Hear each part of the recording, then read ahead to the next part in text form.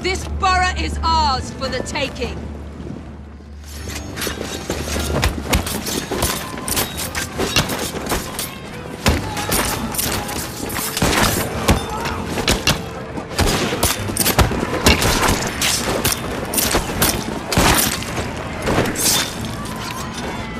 Another year, another Assassin's Creed game. This time players are sent to Industrial Revolution London, because that's the era that people have been wanting to play. Not feudal Japan, or Imperial China, or the Russian Revolution, or World War II Europe, or Cold War America, or present-day London, New York, Los Angeles, or Tokyo.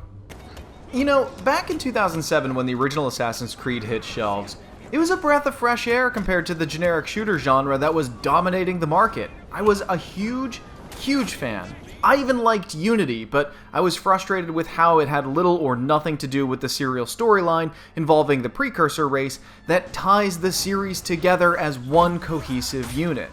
Despite Unity's rough reception, part of me had hope that the series would turn itself around. I'll barely ruffle a hair on their heads. Shh, Desmond. I played Assassin's Creed Syndicate on my PlayStation 4 using a review copy sent to me by the publisher. There was one little patch I downloaded immediately before playing, and apparently there's another on the way on launch day. The game ran fine for me. I can't speak for its stability on PC yet, but no one was missing faces, I had no crashes or real frame rate hiccups that I could see. Of course, there were a few minor bugs here and there, but they were all par for the course for pretty much any open world game. It took me the better part of 3 days to work through it all. This time, instead of playing as one protagonist, gamers play as two separate assassins, the twins Jacob and Evie Fry. Certain missions are character-specific, but during free roam, the player can play as either one, which I found to be a cool idea. I didn't love Evie Fry, but I thought Jacob was a wannabe James Bond.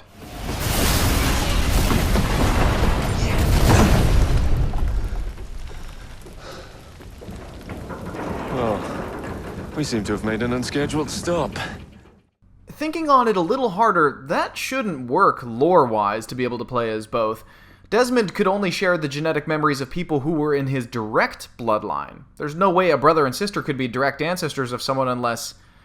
Oh god, gross! Then shall we? Yes. Let's. What they could have, and probably should have done, to avoid both accidental incestuous implications and to make a better storyline, was take a male and a female assassin who start off hating each other, but end up falling in love while learning to work together to topple a common enemy. There you go, that's some free writing for you. But that's not how the story goes. Jacob and Evie start off sharing a personality, and as Assassin's Creed London progresses, they bicker a little bit while fighting off the forces of Snidely Whiplash. Seriously, look at this guy. They could have named him Evil McBadGuy and given him red eyes, and it would have been just as subtle. New to the series is Batman's grappling gun. And hats. And I think that's it. What has been axed? Competitive multiplayer, engaging cooperative missions, mobile phone companion apps, and a fun traveling system, complete with its own customizations. The map of London is so big here that the game needs a solid travel system. AC Black Flag didn't have this problem because the Jackdaw was both a great way to travel and it was a cool mobile base. I didn't mind not having a boat during the French Revolution because the story held up better. But in Syndicate, ziplining is too slow, stealing horse-drawn buggies is too boring, and the mobile base here is a train that you steal early on. You can't guide where the train goes, or how fast it gets there. At this point, we've traded a totally wicked pirate ship for Thomas the Tank Engine. Fast traveling is always an option, but the load times can be a bit on the long side. They aren't unbearable, but I'd rather be doing something slowly than nothing at all a little less slowly. Despite my early tangent, I truly wanted to hit home some of the solid points of this game. It has a great, gloomy atmosphere. I almost want this to be set in the first-person point of view so I can really take in the stunning work here. Excellent water, beautiful lighting, awesome rain and night effects. It's a shame that the city itself doesn't play much of a role until closer to the end. And the way the game is mapped out and set up, the city itself, despite being a representation of London, isn't very memorable. I know my way around Liberty City, Los Santos, and even Assassin's Creed's own Rome, the Frontier, Florence, etc. I've only been to London once in my lifetime, but I recall the city having much more personality than this. I jokingly referred to the zipline system as Batman's grappling gun, but there's really nothing else to call it. It seemed silly at first, but it got sort of fun as I went along. Popping some smoke bombs, knocking out enemies, and then zipping back up to the rooftops before the smoke clears, a la Bruce Wayne. I wish it would control a little better, letting you use it from further away, letting you stop yourself before you zip up the side of an entire tower, or heck, letting you use it on enemies just like the Just Cause series. I mean, if we're gonna whip out something like this, we might as well go whole hog, right? And the game is genuinely fun in bursts. Like Unity before it, it takes stealth gameplay more seriously than past Assassin's Creed games. Syndicate's more fun when you're challenging enemies that are several levels above you, forcing you to stretch those stealthy muscles a little. The way the game is set up, you have access to quite a bit when you're a lower level. Sadly, when you gain experience and unlock new skills and perks, the game gets too easy, and unfortunately there's no way to turn off those perks once they're purchased as a sort of artificial way to control the difficulty on your own. Without a difficulty slider, the best you can do is wear and use weak gear and weapons to make it harder on yourself. The AI is rock stupid. I've read some criticisms recently about the AI in Phantom Pain, but Phantom Pain's artificial intelligence is miles ahead of this. They give up on searches after a few seconds. They sheepishly walk to you alone if you whistle from a hiding spot. Their cone of vision is pretty small, and you're given a hefty amount of time to avoid detection if you really want to. With smoke bombs, insanity darts, throwing daggers, concussion grenades, a pistol, and your main weapon, you'll be fine. Surprisingly, the game's standard cash economy feels pretty good. It's the best an Assassin's Creed game has seen yet. Weapons aren't doled out too quickly, and the player will really have to decide on how they spend their money. By the end of the game, I had enough to pretty much buy everything I wanted to, but up until then, I had to be pretty judicious with my finances. However, between crafting, the standard market, unlocking items by collecting assorted objects across the map, and Ubisoft's Helix currency, there are too many different types of currencies at play here. There is a way to buy Ubisoft Helix dollars with real-world money to unlock things in the game faster, but I found no reason to use it at all. It stinks that Ubisoft is asking for more money on top of your $60 purchase, but truly, 99% of gamers out there will never need to spend a dime. Combat has been improved a bit. It's vicious looking. Your choice of weapon doesn't really matter except for visual flair. Enemies hit harder, they gang up on you, and I'm happy to say I died much more in this Assassin's Creed game. But analytically, it still boils down to hitting the counter button at the right time, and attacking when there's an opening. Like I said earlier, the villains in Syndicate are cardboard cutouts. They didn't really drive me. There's no twist, they pose no real tangible menace, they aren't identifiable characters whose motivations are morally ambiguous. They are just bland. Remember Haytham Kenway? Remember the Borgias? I do. You won't remember evil bad guy face, sitting in his office, saying bad guy things. But my apathy didn't end there. I didn't really care for any of the characters. At this point, I sort of missed the dynamic relationship between Arno and Elise.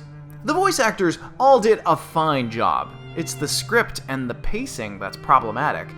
Evie has a love story where her relationship goes from mild to mild and married. Really, it felt forced. Zero chemistry between the two characters with no arc or relationship building. The open world gameplay is super repetitive. The map is cluttered with random objects to pick up. I visited every pub in town to collect every beer bottle in the game, and I was rewarded for my world-class errand-running efforts with a belt. That's it. A belt. It's not even a very good belt, or that good looking. The tchotchkes dumped across the map are just busy work, nothing more. And you're required to do so much carriage driving. Not just for the side junk, but for the main story as well. This has to be the most boring mode of transportation of all time. While I'm on a bit of a tirade, why does Ubisoft insist on asking for a rating after their missions? They've been doing it for a little while, and it's always sort of bugged me, but now I'm dying to know. Why do they want their missions rated? These aren't fan-made levels that I'm recommending to a friend. These are professionally made levels, right? If you're one of the unfortunate souls holding on to the franchise in hopes that the frame story about the precursor civilization is going to pick back up again, don't bother. What little happens outside the simulated digital world is starting to tear down the relevance of the original Desmond story. Why was Desmond so special if just about anyone's ancestry seems to be unlocking Assassin versus Templar history? The story of the ones who came before seems to be pretty much abandoned at this point, but it is touched on super briefly towards the end. They keep teasing you as if to say, look, we didn't forget about it, we're just not doing anything with it yet. Maybe next game. At first glance, AC Syndicate seems like a refinement of a lot of what Ubisoft has been trying to do with the franchise, but they still manage to miss the mark in crucial areas. It's almost as though when they release a game, they selectively listen to feedback and adjust. But there is one crucial piece of feedback they seem to be ignoring. Let the franchise rest for a year or so. Come back to it with fresh eyes and some new ideas. If the series takes a much-needed break now, it doesn't go out on a high note, but it definitely doesn't go out on a low note. It gives Ubisoft a chance to come back at this and create stories and characters that people honestly care about and can attach themselves to. In the past, many outspoken people voiced their distaste for the frame story within the Assassin's Creed universe. I think what happened outside the Animus was way more important than what happened within. Desmond Miles was someone that players could project themselves into. He was a prisoner and later a freedom fighter. People could empathize with him. Now players play the role of themselves in the modern world and watch groups of people we don't know or care about battle one another. There's no more Animus or hero character to mentally insert ourselves into. It's a strange thing, but when the series changed the game's secret protagonist from Desmond Miles to the player, it made the series much less personal and believable. I know this is all science fiction, but to Desmond Miles it was real, and we saw the Assassin's Creed universe through his eyes. As much as I complain, Syndicate is not a totally bad game, but it's not a great game either. Compared to so many other amazing titles that already came out this year, it's tough to recommend this at full price, unless you're a super fan, and if that's the scenario, I imagine you've already purchased the game and this review isn't much good for you. A sale would be best for everyone else, or if you have a weekend or two with absolutely nothing else planned. The old Assassin's Creed formula just does not work as well as it used to. You know what? Good, clever writing with a solid cast of memorable characters could save a big chunk of this mess. It's a shame. It's like the writing team just gave up and started cramming any historical figure who was famous at the time into the game, while the team responsible for creating all the mind-blowing environments were all working their butts off. If I was a teacher and this was a test, I'd give this a C+ with an imposing note, "See me after class," written in deep red ink and a few exclamation marks that should send a chill down your spine. You can do better. You're not applying yourself, Ubisoft.